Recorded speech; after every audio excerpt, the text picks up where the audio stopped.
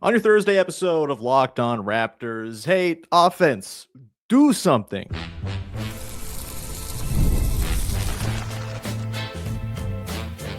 You are Locked On Raptors, your daily Toronto Raptors podcast, part of the Locked On Podcast Network. Your team every day. Hey,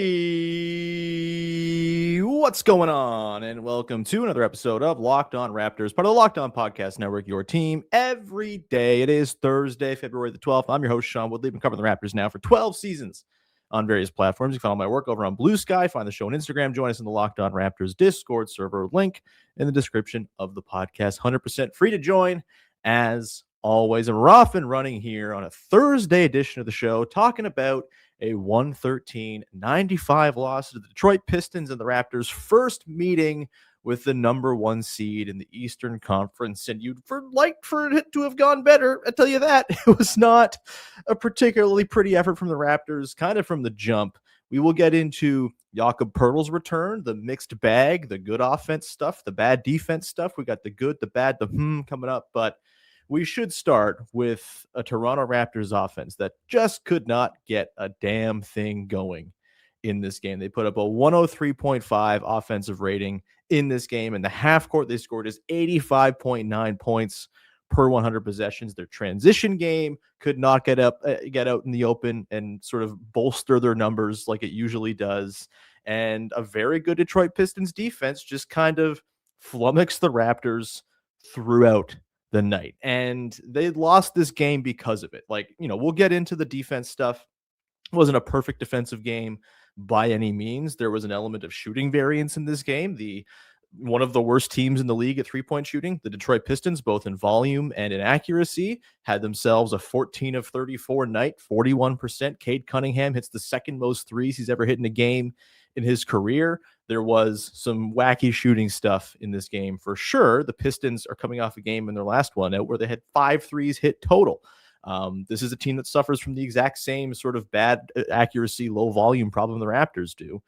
And in this game, it wasn't a problem. And you factor in the Raptors just kind of not having the juice offensively at all in this one, and you get a lopsided 18-point loss that never felt particularly close. So there were some stretches in the middle of this game, which we'll get into on the defensive end of the floor. Like there were stretches where the Raptors were hanging in, where they were stringing together stops, where they were making things hard, and they just couldn't take advantage on the other end and sort of cut into that deficit to more than 10 or 12 throughout the game. And look, like I said, they badly had their transition game kind of cut off in this one, partly because the Pistons were hitting everything. Like, the Raptors' lifeblood is running off of misses and turning those defensive rebounds into opportunities the other way. And they just could not tap into that at all because the Pistons were burying everything early on. Paul Reed had 15 points in the first quarter. Not really getting a whole lot of runouts off defensive rebounds when there are no defensive rebounds to collect. And the Pistons are just a good defensive team, right? They're disciplined, they're fast, they're athletic, and they cut off the water a little bit. And this is something the Raptors will have to sort out against a lot of teams when you get to the playoffs, because transition ball just kind of works a little bit less effectively. I think the Raptors stand a chance of doing it as well as anyone could in a playoff environment, just because of what they do working off of defensive misses or off defensive rebounds, as opposed to just sort of leaning into steals as the way that they get it on the run. But it's still going to be a thing where teams are more schooled in the playoffs. They're trying to get back. They're playing transition defense with like pointedness and intent. And the Pistons did that last night, and it just left the Raptors without a whole lot of those extra points to kind of prop them up. Just 14% of their possessions came in transition last night. Usually they're around 19-20%, just not nearly high enough. And look, they got to figure out some ways to create in the half court against the Pistons. There's no doubt about it. And it's a tough team to do it against. They're one of the best defenses in the league for a reason. And the thing that stood out to me with the Pistons last night, kind of digging into the tactics of it all, they are just such a good help team. They are just so disciplined. Their timing on help is really, really smart. Like, it just kind of leaves you into a situation. If you're a ball handler, if you feel like you have an opportunity, you think, oh God, I'm in the clear. There's a shot here for me. And all of a sudden there's a pterodactyl in your peripherals just kind of flying in to force like a quick split-second decision. Sometimes you're kicking that away as a turnover. Sometimes you're getting a shot blocked. Sometimes you're just kind of resetting the play and having to kick out. And that's how a lot of possessions died for the Raptors last night, was just this help was really, really effective. They didn't do a good enough job of taking advantage of the inherent advantage that is a team compromising itself to help. I thought Emmanuel quickly did an all right job with this. He was guarded largely by Asar Thompson in this game, which, in individual on ball situations, I mean, Asar Thompson is hell for everyone, and quickly felt that very much. But I think quickly working off the ball in this game and kind of recognizing, okay, Asar is just like ranging all over the place to help. He's collapsing down. There are opportunities for me here as sort of the off-ball jitterbug that I am to get good looks. I thought that worked well. There was some other stuff with pick and roll I thought worked pretty well with Jakob Poeltl. We'll get into that. Although the actual pick and roll numbers for the team in this game for their ball handlers was disastrous. The roll men scored fine. It was like 1.12 points per possession, which is totally good. Raptors pick and roll ball handlers in this game, when you factor in one direct pass away, 0.43 points per possession, just completely cut off by the Pistons. And again, that's just like not taking enough advantage of the help that the Pistons are sending and finding the right reads out of that. I also think Brandon Ingram just has to be better. This was not a very good Brandon Ingram game.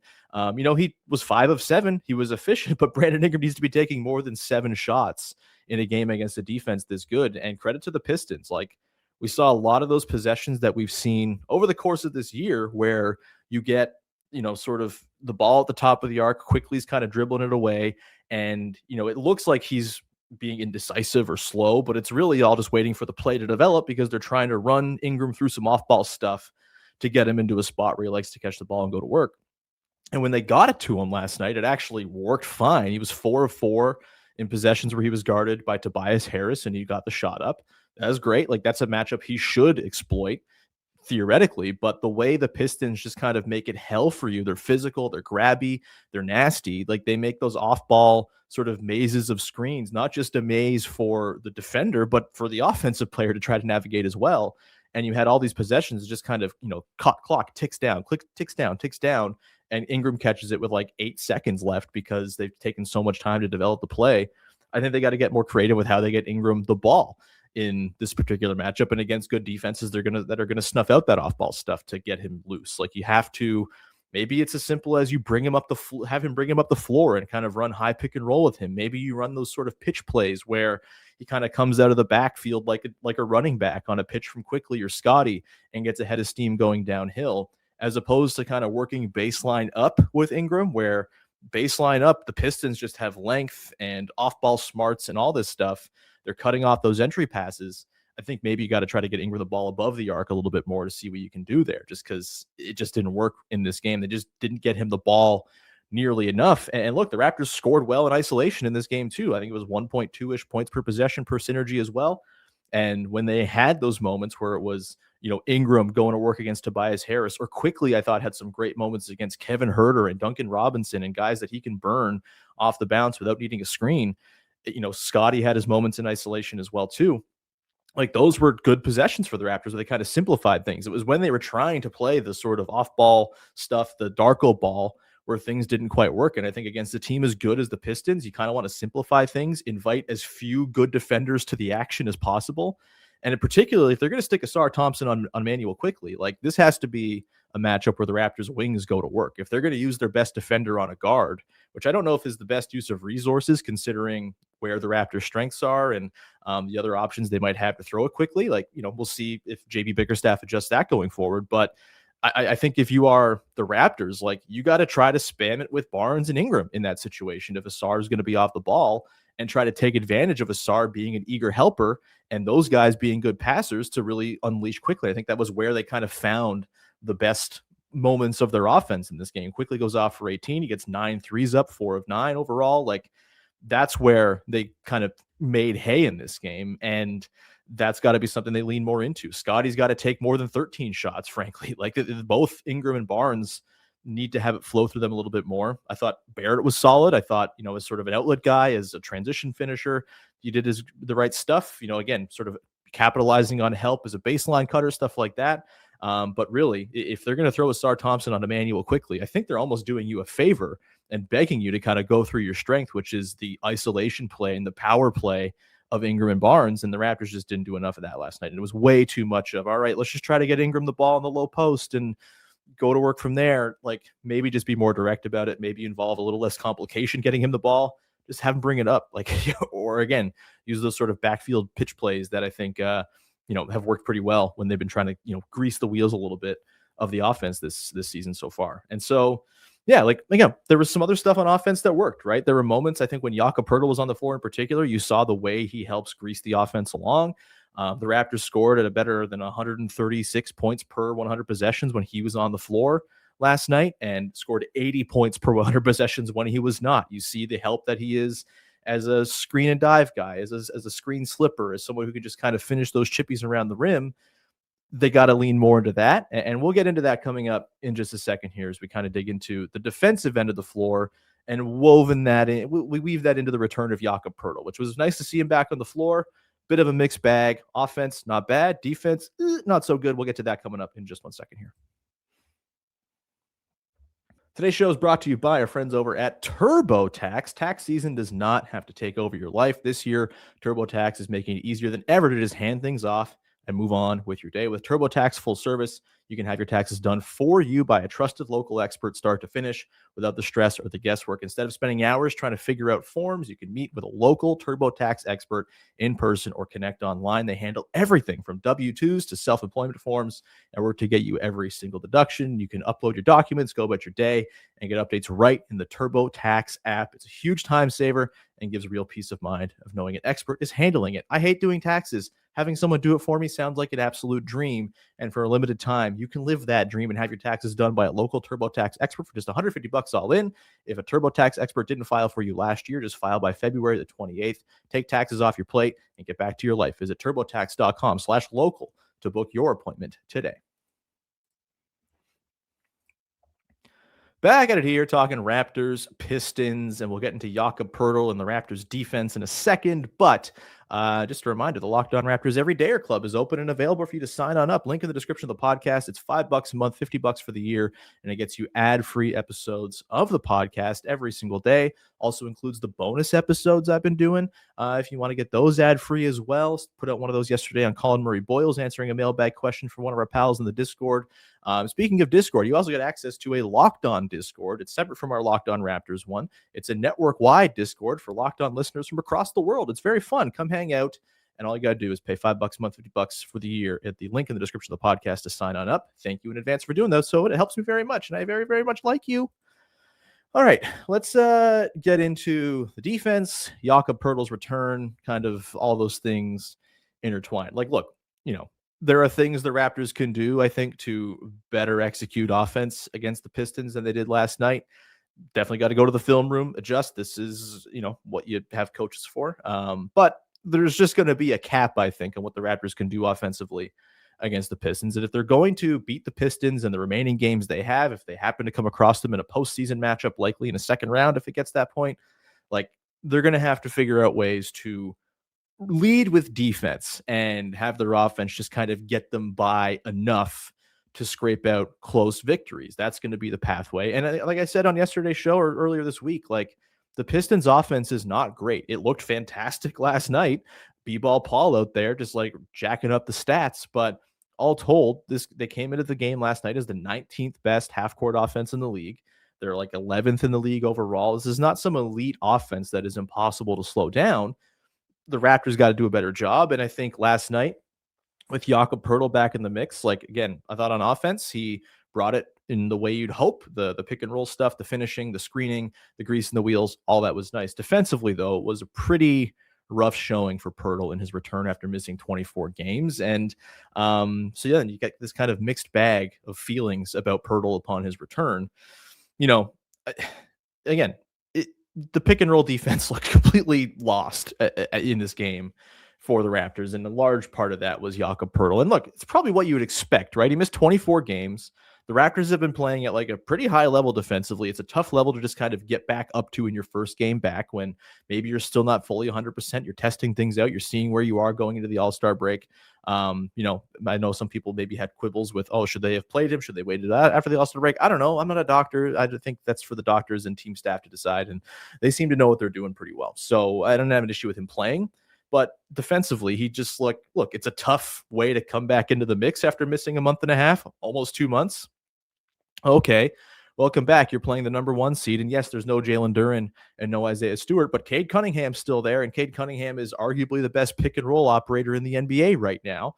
And so it was a tough adjustment and a bit of a welcome back to the NBA for Jakob Poeltl, particularly in that first quarter where Paul Reed was just kind of eating Poeltl's lunch. And, I think the Raptors can sort of adjust how they cover that Cade Cunningham pick and roll with whoever the big man is. Usually it's going to be Jalen Duren, sometimes Isaiah Stewart when he's healthy, and not suspended for punching dudes. It's a different matchup with Paul Reed, who's a little bit more of a speedy sort of small ball type, maybe a little bit more spacious. Like it's a different look than Jalen Duren, but certainly, with Cade Cunningham being like a pretty good pull-up three-point shooter, and with the Raptors still just kind of having Poeltl get his sea legs, it was not a very good recipe for that pick and roll defense. The Pistons just torched them. And look, I think it's pretty obvious not having Colin Murray-Boyles for this game, pretty big deal. He's going to be essential in this matchup in regular season or postseason matchups against this Pistons team. Like, particularly with that pick and roll. Like if you want to play small and just have Murray-Boyles and Barnes out there and no Poeltl with no big, I think, that can be a totally workable, switchable action between Colin Murray-Boyles and Scotty Barnes, where either of those guys can guard Cade. Either of those guys can at least offer a little bit of resistance to Jalen Duren, although very few people can actually do that. But then you have sort of backline help sliding over. Maybe it's Mamu, maybe it's Brandon Ingram, whoever it is, right? Like you can have reinforcements on the back line. If you're just going to switch that main action, you can bring help, you can double the ball, that type of stuff if the ball goes to Jalen Duren in those situations. And if you want to go jumbo and you want to play all of Barnes, Murray-Boyles, and Poeltl together, which I think against the Pistons you can probably get away with because they themselves are not a huge team sort of over-indexed on shooting. If you want to over-index yourself on defense and size, then you can have Barnes and Colin Murray-Boyles kind of guard that main action with Jalen Duren and Cade Cunningham and stick Jakob Poeltl on Asar Thompson, right? And they always are basically always playing a non-shooter at some point. And if they're not, then you're probably getting some stuff on the other end because my God, Asar Thompson is an absolute demon. He's so good as a defender, but offensively, he's really limited. Even last night, just 4 points, didn't do a whole lot offensively. He really is just like out there for game-changing defense. And so if you, again, want to have Murray-Boyles, Poeltl, Scotty on the floor together, yeah, that's light on shooting, but that's also huge. And it gives you the option of switching that main pick and roll while also having Poeltl guarding on, helping off of a non-shooter as your sort of backline rim protection. Like the Raptors are not drawing dead when it comes to ideas for how to slow down the Pistons offense. It was brutal last night. I think part of it is what you'd expect in Poeltl's first game back. It was not ideal, but I think they have ways of adjusting and sort of altering the tactics here, even understanding the Pistons weren't fully healthy. I think the matchup changes a lot when it's Jalen Duren, but it also changes in sort of an interesting way where it's like more of a classic screen and dive guy who's not spacing and not giving you trouble as a potential pick and pop guy who, or like with the sort of sneaky speed that Paul Reed had in this game. I mean, Duren's a ridiculous athlete and he's fast and all that stuff too, but it is a very different matchup. And I think the Raptors do in fact have some horses to throw at them in that matchup. They just got to execute it better than they had last night. And obviously Murray-Boyles, I think, is pretty essential to any of these matchups. He's essential in any matchup in the playoffs, right? Like he's a playoff ass player with his defense and switchability. And I think they're going to really need him to be fully right. And hopefully the thumb is on the mend and the All-Star break does him well. I also don't think there's like a lot of shame necessarily in getting roasted by Cade Cunningham, especially in pick and roll. Like it is what it is, but Poeltl will have to be better. I think, the guards will have to be better if they're going to sort of change up the matchups and one of those guys is going to guard Cade. Like, I understand. I think it makes sense that Scotty was the primary on Cade. Maybe Colin Murray-Boyles is the primary on Cade and Scotty's more of your big man defender. Like they can play around with it. Jamal Shedd's only going to be able to do so much sort of punching up in size at Cade Cunningham, but he had his moments here and there. Screen navigation is sort of his bag, and if he can be a good screen navigator, stay high, keep Cade from getting to the pull-up, like there's reasons to think that can work. Jakob Poeltl has been a very good defender as well. I thought he had some nice moments on Cade too, though, man, he's got to do something on offense to really make it all work.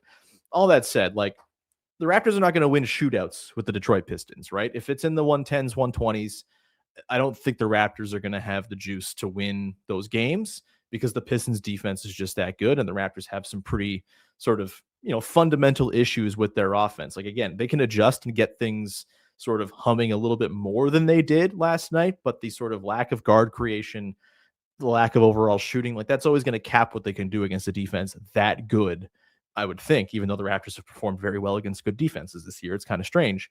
But like if they can keep the Pistons from having ridiculously hot shooting night, like like last night, like again, they hit 14 threes. This is not a team that often hits 14 threes. Cade Cunningham has only hit 6 threes in his career, I think like 3 times. Like it's not something that you expect the Pistons to do every single night, which is, run you off the floor with 3-point shooting.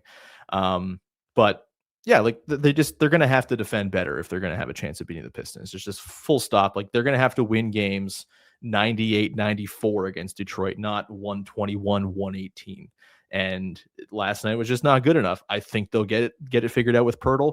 He's not a terrible, like no good defender. He's a perfectly fine, cromulent, solid defensive player who was working himself back in last night. And again, like it was nice to have his offensive contributions there and working, and the sort of just him as like a slip guy when they send 2 to the ball and he can just kind of go and finish. Like that was nice to see that back in action for Poeltl. But yeah, defensively, long way to go for him. And that's why you have the rest of the season, hopefully, to kind of get him back up to speed. And I think he can get there. Like he's not your classic like switch big defender, but he's a lot more nimble than I think he showed last night. And I think he's a lot more sort of able to be on the string and in tune with what's going on with the defense than he was last night. He just looked like very much like a guy who hadn't played in a month and a half and was just figuring things out against a particularly challenging pick and roll assignment in Cade Cunningham, who was very good. I don't like watching Cade Cunningham very much, but can't deny he's very effective and very good. We'll come back on the other side, get into the good, the bad, and the to round out the show, as we always do, on the heels of a Raptors basketball game. There was a lot of bad in this one, in particular the bench. Stinky. We'll talk about that coming up in just a sec. Today's show is brought to you by ZocDoc. Finding a doctor you actually like can feel like discovering a diamond in the rough. Sure, you want someone who's in network nearby and has availability, but you also want a doctor who listens and makes you feel comfortable and explains things to you like in plain lay terms. It's a great thing to have a doctor you trust and feel comfortable with. And ZocDoc is a free app and website that helps you find and book high quality in-network doctors. You can find someone you love without all of the hassle that goes along with it. And it's, especially great if maybe there's something you deal with that's a chronic situation, something that's recurring. You want a specialist in that area. You can find those specialists with ZocDoc as well. You could read verified patient reviews so you feel confident choosing a doctor you'll actually like and will fit the bill of what you're looking for. Stop putting off those doctor appointments and go to ZocDoc.com/LockedOnNBA today to find and instantly book a doctor you love. That's ZocDoc.com/LockedOnNBA, ZocDoc.com/LockedOnNBA. Thanks to ZocDoc for sponsoring this podcast. Today's show is also brought to you by Wayfair. And look, sometimes you just got to get some new stuff in your house. It's wintertime. It's nasty out. Maybe you want to refresh and kind of give yourself some endorphins by reimagining a space in your house. And Wayfair can be a great way to do that. It's your one-stop shop for getting your home back on track. From bedding and mattresses to storage solutions for every room, Wayfair makes it easy to start the year fresh. I've said before, we got a baby at the house now. Storage solutions are a big deal for us. We're looking at tables that have little hatches we can put the kids' toys into. We're trying to figure out where to put all the extra stuff that comes when you have a baby. Maybe a nice storage hutch or something like that would be something we can go and find on Wayfair. It's all there for you. Go and peruse. Shopping is easy. Delivery is smooth, and everything arrives exactly as expected. And it helps you get back in the routine of just like, getting out of the rut of the winter time if you give yourself a little bit of a spritz to your house. Get organized, refreshed, and back on track this new year for way less. Head to wayfair.com right now. Shop all things home. That's WAYFAIR.com. Wayfair, every style, every home. Wrapping things up here on your Thursday edition of Locked On Raptors. We'll be back again tomorrow, by the way, as Katie Heindl is in LA for All-Star. We're going to talk all things All-Star with Katie. The Raptors contingent. Is Adam Silver completely out of touch with what the league actually needs to improve? Do we understand the All-Star format at all? Who's going to win the dunk contest, which we're still dunk contest heads, Katie and I. It's going to be a lot of fun. A little dispatch from Katie on the ground in LA ahead of All-Star weekend. You have that to look forward to. Okay. The good, the bad, and the This way, we wrap up every single episode of this year podcast on the heels of a Toronto Raptors basketball game. A thing I liked, thing I didn't like, and this got me a little intrigued from the latest in Toronto Raptors hoops. And for the good, I'll go RJ and IQ. I thought both of them acquitted themselves pretty well. Not terribly surprised that RJ did. He's a bruiser. It's helpful against a team of bruisers. And I think as a little outlet for the Raptors offense, I thought he was pretty effective. He only took 6 shots, which seems wild, but he was efficient. He hit a 3. Would like to see maybe get some more 3-point volume up. His volume is like sneaky, very important to this team, but nice to see RJ have like a tidy, helpful game as an outlet scorer and an efficient scorer at that. Got to the line 8 times, hit 7 of them. That's a big deal. And then quickly, I thought he struggled in times when Asar Thompson was guarding him in single coverage, as one is wont to do. But I thought overall, he did a pretty good job of finding ways to get into the teeth of the defense, finding ways to loosen things up. Like the Pistons, they're going to give you guys to poke at on defense, right? They're this sort of very Cade is kind of the everyman, but then everyone else they play outside of maybe Duran when he's healthy is like really good at one thing and maybe has a weakness on the other end, offense, defense. And if you have a Kevin Huerter or a Duncan Robinson or a Danish Jenkins on the floor, like that's someone that quickly can kind of do the thing he's not often doing, which is just take a guy one-on-one and get into the teeth of the defense, just using his speed to get a blow by and plunge in there. And I thought he did a pretty good job. I thought he finished pretty comfortably among the trees in this game. Not easy to do. Obviously, no Duran, no Isaiah Stewart. It's a very different ball game, but the Pistons, again, they bring a ton of help. They're always kind of bringing dudes at the rim. Asar Thompson is everywhere all the time. And I thought quickly he acquitted himself pretty well with the ball in his hands. And then I thought off the ball, like he did exactly what you want from him on offense as that sort of off-ball guy, particularly in a game where he's being guarded by Asar Thompson. Asar Thompson's helping off. Quickly took advantage of that. 4 of 9 from deep. They badly needed all those threes, and it'd be nice if anyone else on the team hit any threes. But I thought both guys acquitted themselves pretty well in this game. The bad, let's just go through the bench. Grady Dick, kind of a disaster. Just like completely could not hold on to the basketball. Not great. Jakob Poeltl, less bad, but still not a whole lot on offense. Defense, very nice. The offense has to come along for the defense to be fully optimizable. Mamu didn't give you much of anything. Looked like he got hurt late in the game. Hopefully he's all right. Hopefully he bounces back and you get the all-star break to kind of heal up, feel better. But 1 of 6 from 3. The 1 3 he did hit felt so huge in the first quarter, I think it was, to kind of get things on track. And it was all I got from him. It was not a great Mamu night whatsoever. And then I do think, Trace Jackson Davis was pretty terrible in his 10 minutes or so. Really rough hands around the rim, lost a lot of balls, squirted away, just really tough stuff from Trace Jackson Davis in this one, on the heels of a pretty impressive debut. And then Jamal Shed. This was probably the worst Jamal Shed game of the season. Just a really, really difficult one for him. And look, it's not entirely his fault. And this was the reason why going into the deadline, I was constantly saying, if they're going to do something, it should be trying to find another guard, whether it's Ayo Dosunmu, whether it's Colin Sexton, whether it's just any guard who can give a little bit of sort of reprieve to the burden they are placing upon Jamal Shed's shoulders right now. And they didn't go do it. That's fine. Like, you can do it in the summer. It's still a need that they'll have to address at some point. And you hope that the franchise has learned at this point that like they can't continue to over-index on the importance of guard play. Might be a thing for the summer. Maybe a trade wasn't there at the deadline, whatever. It's not the biggest deal in the world. But if they were going to make a move, a guard was the move. And this is the reason why. Like, Jamal Shed just like couldn't do anything against the Pistons offensively in this one. The floater, the threes not falling, like it's just like a pretty tough overall effort. 4 turnovers to 3 assists, just like really looked out of sorts. And like, that's fine. He's a third point guard or third guard, a second point guard, whatever you want. Like, he's just a little bit overtasked right now. And the games where he really pops, he's fantastic and he's incredibly likable. But I think it's a lot to ask of him to say, all right, go in there and Asar Thompson's going to be guarding you, or Cade Cunningham's going to be guarding you, and you got to go be sort of a motor for our offense now. It's a tough ask. And so, yeah, really tough stuff from Shed. Not his best game. Maybe again, it's not a problem they can fix now. They got to live with it. I think we'll see better from Shed because this was quite literally as bad as it's gotten from Shed, but they needed more from him in this game and they just did not get it. And the for me in this game, there's sort of 2 sort of lineup-y things. I always like to kind of note rotational stuff in the when I can. Did Darko forget that this isn't last season and the Raptors are in fact trying to win basketball games? Because the Raptors closed the third quarter for a stretch with Jamal Shed, Jakob Poeltl, Grady Dick, Mamu, and Trace Jackson Davis on the floor. And this was, I mean, it was already kind of out of hand by then, but they got waxed in those few minutes they were on the floor, and it basically put it completely out of doubt.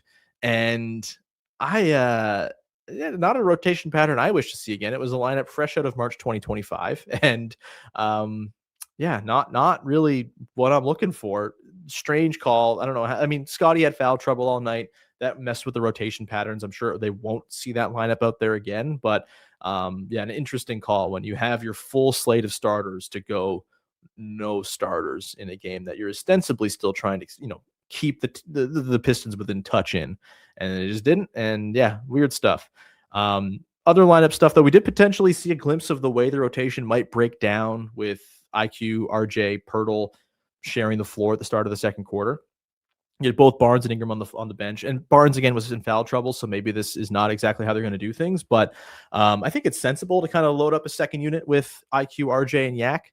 I think IQ Yak is like a backbone pick and roll thing to run your offense through with second units. I think is pretty good. Like I think it'll get you a lot of stuff. RJ kind of filling the gaps, not a bad deal there either. I don't have a problem with them militantly staggering BI and Scotty like they have. And so, the idea of playing them together, and sort of having both of them off the floor at the same time, I got time for it. It's not maybe the greatest thing in the world. You can kind of take it or leave it. I mean, the staggering's really worked in the Scotty no BI minutes. They're plus 9.9 per 100 with Scotty no Ingram on the floor. It's plus 1.7 with both of them on the floor, and minus 0.8 with BI no Scotty. Obviously, Scotty's really impactful and good.